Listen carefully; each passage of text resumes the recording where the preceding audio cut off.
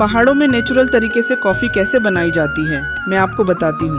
सबसे पहले मैं पहाड़ों में जाकर टोकरी भर फल तोड़ लाती हूँ। इन्हें टब में डालकर हाथों से रगड़ रगड़ कर धुलने लगती हूँ। जो खराब फल होते हैं उन्हें छन्नी से निकालकर फेंक देती हूँ। इसके बाद इन फलों को टोकरी में डालकर फैला देती हूँ। कुछ घंटे बाद इनका पानी सूख जाता है। ये अच्छे से सूख चुके हैं। इन्हें उठाकर एक नंदवा में भर देती हूँ और इन्हें पत्तों से ढककर ऊपर से सूखी घास भर देती हूँ। अब इन्हें 5 दिनों के लिए ऐसे ही छोड़ देंगे। 5 दिन बीतने के बाद मैं इन फलों को टब में डालकर पीढ़े से मसलने लगती हूँ। इन्हें तब तक मसलना है जब तक इनके अंदर के बीज निकल ना आए। फिर इन बीजों को एक टोकरी में इकट्ठा करके एक मटकी में भर देती हूँ और रात भर के लिए ऐसे ही छोड़ देती हूँ। अगले दिन मटकी से इन बीजों को निकालकर टब में डालती हूँ और इन्हें धुलने लगती हूँ। इन्हें हाथों से रगड़ रगड़ कर धुलना है। जब ये धुल जाते हैं तो मैं इन्हें सूखने के लिए टोकरियों में डाल देती हूँ। जब ये सूख जाते हैं तो इन्हें कढ़ाई में भूनने के लिए ले जाती हूँ। जब ये भून जाते हैं तो मैं इन्हें निकाल लेती हूँ। इसके बाद मैं इन बीजों को खल में डालकर कूटने लगती हूँ। कूटने के बाद इन्हें टोकरी में डाल देती हूँ। इसमें जो फुकली है उसे फटक कर अलग कर देती हूँ। इसके बाद इन बीजों को दोबारा से कढ़ाई में भूनने लगती हूँ। मैं इन्हें तब तक भूनती हूँ जब तक ये गहरे भूरे रंग के हो नहीं जाते। जब ये भुन जाते हैं तो मैं इन्हें टोकरी में निकालकर एक कांच के कंटर में भर लेती हूँ। अब जब भी मेरा मन करता है कॉफी पीने का तो मैं कुछ कॉफी के दानों को निकालकर इस खल में कूट लेती हूँ और जब इसका पाउडर बन जाता है तो मैं इसे केतली में भरकर गर्म करने के लिए रख देती हूँ। तो दोस्तों, हमारी कॉफी बनकर तैयार है। क्या आपको कॉफी पीना पसंद है? कमेंट में जरूर बताएं। पहाड़ों में नेचुरल तरीके से लिपस्टिक कैसे बनाई जाती है मैं आपको बताती हूँ। सबसे पहले पहाड़ों में लगे आड़ू फल तोड़ लाना है। इन्हें साफ पानी में डालकर अच्छे से रगड़ रगड़ कर धुल लूंगी और इन्हें कटोरे में डालती जाऊंगी। इसके बाद चाकू से इनके छिलके को निकाल दूंगी। फिर इन्हें पकाने के लिए रख दूंगी। साथ में उनका छिलका और बेरीज डालकर उसमें पानी भर देंगे। इन्हें अच्छे से उबालना है जब तक इनका कलर निकल ना आए और जब ये पक जाए तो इन्हें निकाल लेंगे। इसके बाद इस पानी को फिल्टर करने वाली छन्नी में छान लेंगे। फिर इस पानी को उबालने के लिए रख देंगे। इसमें साइट्रिक एसिड डालकर इसे तब तक पकाएंगे जब तक ये गाढ़े पदार्थ में बदल नहीं जाता। फिर इस मिश्रण को प्लेट में डालकर इसे धूप में रख देंगे। जब ये पूरी तरह सूख जाए फिर हम इसे पीस लेंगे और इस पाउडर को छन्नी से छान लेंगे। फिर इसे एक कांच की डिब्बी में भर लेंगे। इसके बाद एक बीकर में 1 चम्मच पाउडर डालकर इसमें वनस्पति तेल डालेंगे और इसे अच्छे से मिक्स करके धीमी आंच में गर्म करेंगे। फिर इसमें सफ़ेद मोम, विटामिन ई की कैप्सूल और गुलाब जल की कुछ बूंदें डालकर इसे मिला देंगे। अब इस बने मिश्रण को लिपस्टिक के सांचों में भर देंगे। अगले दिन ये जमकर तैयार है। इसके ऊपरी हिस्से को हटाकर इन ढक्कनों को निकाल लेंगे। फिर डिब्बी को इसके ऊपर घुसेड़कर इन्हें निकाल लूंगी और इस सांचे को निकालने के लिए प्रेशर देना होगा जिससे ये आसानी से निकल आएगा। तो दोस्तों, हमारी लिपस्टिक बनकर तैयार है। ये लिपस्टिक आपको कैसी लगी कमेंट में ज़रूर बताएं। पहाड़ों में नेचुरल तरीके से मिठाई कैसे बनाई जाती है मैं आपको बताती हूँ।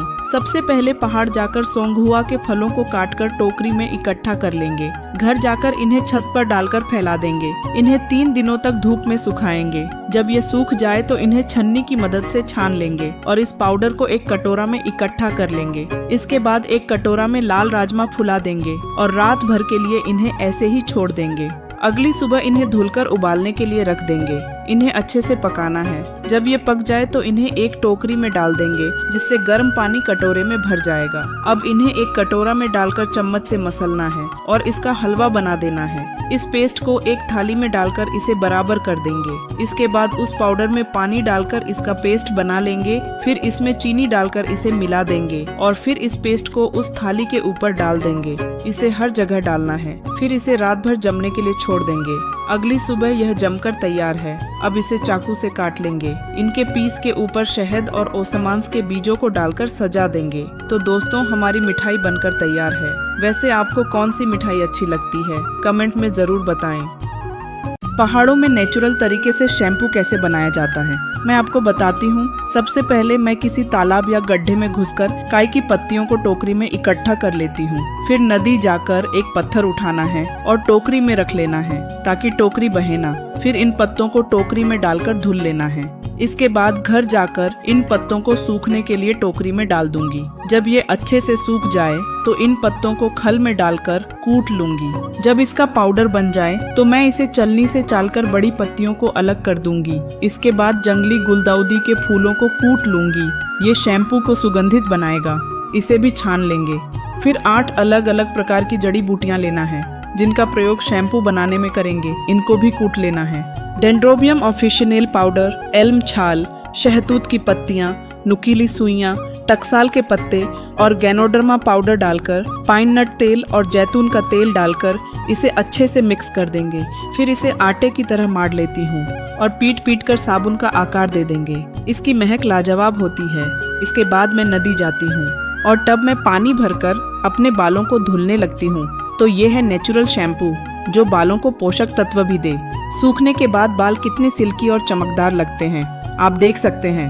तो दोस्तों, आप किस शैम्पू से अपने बाल धुलते हैं कमेंट में जरूर बताएं। पहाड़ों में नेचुरल तरीके से पनीर कैसे बनाई जाती है मैं आपको बताती हूँ। सबसे पहले टोकरी भर सोयाबीन के दानों को पानी में फुला देंगे। जब तक ये फूल रहे हैं तब तक ये भाई अपनी पत्थर की चक्री को साफ कर लेता है। अगले दिन सोयाबीन के दाने फूल जाते हैं। अब इन्हें पत्थर की चक्की में डालकर पीस लेना है और इस बैटर को एक नंदवा में इकट्ठा कर लेंगे। जब ये पूरा पिस जाता है तो चक्री में भरे बैटर को चम्मच से निकाल लेना है और इसे अच्छे से धुल लेंगे। इसके बाद इस बैटर को निकालकर बड़े नंदवा में डाल देना है। इस बैटर से झाग हटाने के लिए हमें इसमें गर्म पानी डालना होगा। फिर इसे डंडे से फेंट देंगे। इसके बाद इस बैटर को एक मलमल के कपड़े में भरकर जोर भर दबाना है ताकि इसका सारा दूध निकल आए। अब इस दूध को एक कढ़ाई में डालकर आग जला लेंगे। इसे लगातार चम्मच से खोते रहना है। जब ये पक जाए तो हम इसमें सिरका डाल देंगे। इस सिरके को हर एक भाग में डालना है। जब इस बैटर का पानी और मेवा अलग हो जाए तब हम एक लकड़ी के सांचे में इस बैटर को भर देंगे। इसका पानी नीचे से धीरे धीरे निकल जाएगा। इसके बाद इस कपड़े से इसको अच्छे से ढक देंगे और इस लकड़ी के ढक्कन से बंद करके इसके ऊपर चकिया रख देंगे। अब इसे 2 घंटे के लिए ऐसे ही छोड़ देंगे। 2 घंटे बीतने के बाद इस चकिया को उठाकर सांचे को हटा लेंगे। तो दोस्तों, हमारी पनीर बनकर तैयार है। क्या आपको पनीर खाना पसंद है कमेंट में जरूर बताएं। पहाड़ों में ताज़ा गन्नों से मीठा गुड़ कैसे बनाते हैं मैं आपको बताती हूँ। सबसे पहले मैं खेत जाकर ताज़ा गन्नों को काट लेती हूँ। खेत में ही गन्नों के ऊपरी पत्तों को काटकर इन गन्नों को इकट्ठा करके बांध लेती हूँ। कुछ देर बाद मेरा भाई आकर इन गन्नों को उठाकर घर ले आता है। घर आकर मैं इन गन्नों के टुकड़े कर लेती हूँ क्योंकि टुकड़े कर लेने से इन्हें धुलना आसान हो जाएगा। धुलने के बाद मैं और मेरा भाई इन गन्नों को बीच से काट लेते हैं। इसके बाद मशीन ऑन करके एक एक गन्ने को इस मशीन में डालकर उनका रस निकाल लेती हूँ। जब ये पूरा भर जाता है तो मैं इसे उठाकर साइड में रख देती हूँ। इसके बाद कढ़ाई गर्म करके इस रस को कढ़ाई में डाल देती हूँ। जब ये खौलने लगता है तो इसके ऊपर सफेद परत बन जाती है। मैं इसे चम्मच से निकालकर फेंक देती हूँ। कुछ देर बाद ये भूरा होने लगता है। इसके बाद मैं ग्राइंडर से अदरक को पीस लेती हूँ। इस पेस्ट को कढ़ाई में डाल देती हूँ। जब ये अच्छे से पक जाए तो एक चम्मच से खोकर इसे ठंडा कर लेंगे। जब ये ठंडा हो जाता है तो इसे एक बर्तन में डाल देती हूँ। 2 दिन बीतने के बाद हमारा गुड़ जमकर तैयार है। मैं इसके छोटे छोटे पीस काट लेती हूँ। तो दोस्तों, क्या आपको गुड़ खाना पसंद है कमेंट में जरूर बताएं। पहाड़ों में नेचुरल तरीके से टेस्टी और हेल्दी पापड़ी कैसे बनाई जाती है मैं आपको बताती हूँ। सबसे पहले जमीन में पड़ी हुई गुइजाओ की छोटी छोटी टहनियों को उठाकर टोकरी में भर देंगे। बाकी की टहनियों को पेड़ से गिरा लेना है। फिर इन्हें इकट्ठा करके घर चले आते हैं। इसके बाद इन टहनियों में लगे बीजों को कैंची से काटकर हटा देंगे। फिर इन टहनियों को छोटे छोटे टुकड़ों में काट लेना है और इसे 3 दिनों के लिए छोड़ देंगे। 3 दिन बीतने के बाद इन्हें टब में डालकर साफ पानी और मीठा सोडा मिलाकर इसे अच्छे से रगड़ रगड़ कर साफ करेंगे और इन्हें निकालकर एक टब में रख लेंगे। फिर इन्हें खुरपे से काट लेंगे। जब ये कट जाए तो इसमें एक बाल्टी साफ पानी डालकर इसे पीसने ले जाएंगे। फिर इसे चक्री में डालकर पीस लेंगे और इस पानी को एक टब में इकट्ठा कर लेंगे। फिर फिर एक बड़ा सा नंदवा लेंगे। इस पानी को मलमल के कपड़े में भरकर इसे अच्छे से दबा देंगे ताकि इसका सारा पानी निचुड़ जाए। फिर इस पानी को एक कढ़ाई में डालकर उबालना शुरू कर देंगे। इसे तब तक उबालना है जब तक ये गाढ़ा ना हो जाए। फिर इस गाढ़ी चाशनी को एक डिब्बे में भर देंगे और बची चाशनी में क्रिस्पी चावल, मूंगफली, काले तिल और किशमिश डालकर इसे अच्छे से मिला देंगे।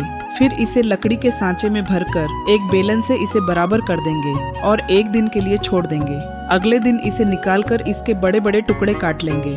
इसके बाद इसे कैंडी या छोटे टुकड़ों के रूप में काट लेना है। तो दोस्तों, पापड़ी खाना किसे पसंद है कमेंट में जरूर बताएं।